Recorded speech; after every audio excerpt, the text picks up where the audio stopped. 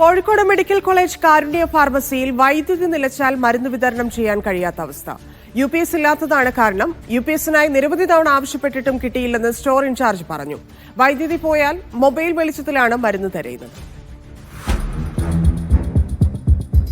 Current പോയാൽ Kozhikode medical college കാരുണ്യ ഫാർമസിയുടെ അവസ്ഥ ഇങ്ങനെയാണ്.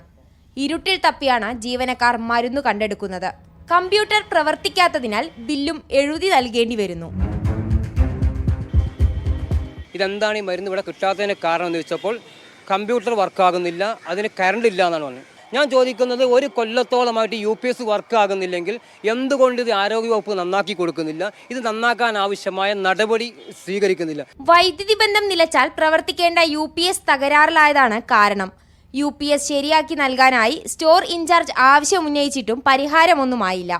അതുകൊണ്ട് അടിയന്തരമായി വിഷയം പരിഹരിക്കപ്പെട്ട് UPS സംവിധാനത്തിൻ്റെ എല്ലാ പ്രശ്നങ്ങളും പരിഹരിച്ച് സേവനം കൃത്യമായി ലഭ്യമാക്കണം.